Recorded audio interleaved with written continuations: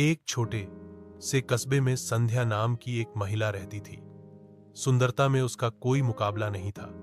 उसका चेहरा गोरा, नाक नक्काशीदार और चाल में एक ऐसा आत्मविश्वास था जो अक्सर घमंड में बदल जाता था। लेकिन उसका सबसे बड़ा गुण या शायद सबसे बड़ा दोष यह था कि वह खुद को सबसे बेहतर समझती थी।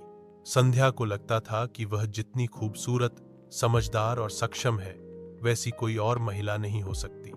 वह अपने आस पड़ोस की महिलाओं को तुच्छ समझती और उन्हें अक्सर ताना मारती।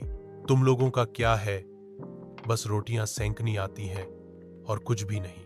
कस्बे में उसके इस व्यवहार की चर्चा आम थी। फिर भी लोग उससे दूरी बनाए रखते क्योंकि वह अमीर भी थी।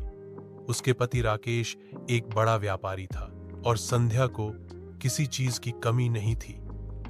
नौकर, चाकर, गाड़ी, गहने, महंगे कपड़े, सब कुछ था उसके पास। मगर एक चीज की कमी थी, विनम्रता। एक नई पड़ोसी। एक दिन उनके घर के पास ही एक नई फैमिली आकर बसी। इस परिवार की महिला का नाम था नीरा। नीरा सीधी सादी थी, ज्यादा बोलती नहीं थी, पर उसके चेहरे पर एक अलग ही शांति थी।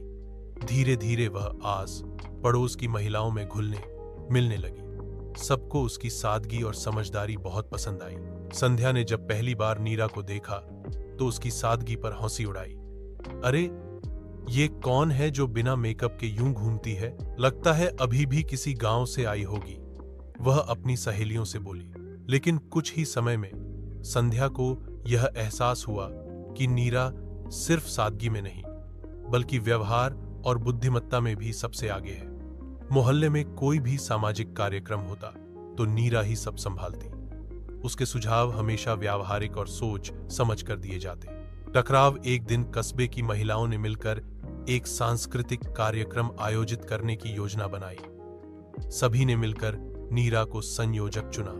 संध्या को यह बात चुभ गई। मैं यहां सबसे पहले आई थी, मुझसे पहले कोई क्यों चुना गया?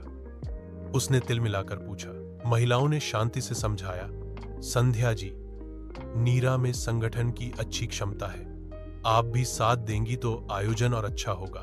संध्या ने ऊपरी मुस्कान दी, लेकिन मन ही मन नीरा से ईर्ष्या करने लगी। नीरा की जीत। कार्यक्रम का दिन आया। नीरा ने सबको इतनी अच्छी तरह से व्यवस्थित किया कि हर कोई उसकी तारीफ करने लगा। संध्या ने कार्यक्रम में एक डांस प्रस्तुति दी जो अच्छी तो थी, लेकिन उसे उम्मीद थी कि सब उसकी तारीफ करेंगे। लेकिन लोगों की नजरें और तालियां नीरा की ओर थीं। कार्यक्रम के अंत में कस्बे के प्रमुख व्यक्ति ने कहा, आज का आयोजन बहुत सफल रहा और इसका सारा श्रेय नीरा को जाता है, जिसने पूरी ईमानदारी और विनम्रता से काम किया। संध्या की आंखों में आंसू आ गए, पर वो खुशी के नहीं थे। घमंड को चोट लगी थी। परिवर्तन। उस रात संध्या ने आईने में खुद को देखा। उसने अपने खूबसूरत चेहरे को गौर से देखा, लेकिन अब उसे उसमें वो तेज नहीं दिखा जो नीरा के शांत चेहरे में था। क्यों मुझे सबका प्यार नहीं मिला? उसने खुद से पूछा। उसे याद आया कि जब भी किसी से मिलती, अपनी उपलब्धियां गिनवाती रहती, दूसरों को छोटा समझती, किसी के दुख में साथ नहीं देती और ना ही किसी की अच्छाई स्वीकार करती। कुछ देर के आत्ममंथन के बाद उसने तय किया, अब वह बदल जाएगी। नई संध्या। अगले दिन संध्या ने नीरा के घर जाकर उससे माफी मांगी। मैंने तुम्हारे साथ अच्छा व्यवहार नहीं किया, लेकिन तुमने हमेशा अच्छा किया।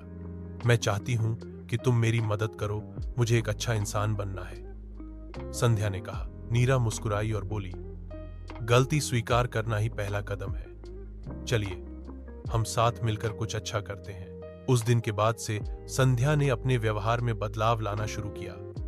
अब वह मोहल्ले की महिलाओं से प्यार से बात करती, उनकी मदद करती और नीरा से मिलकर सामाजिक कार्यों में भी हिस्सा लेने लगी। अंत।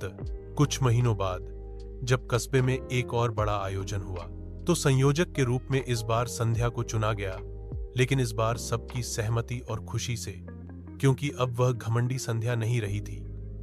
वह एक विनम्र, समझदार और प्रेरणादायक महिला बन चुकी थी।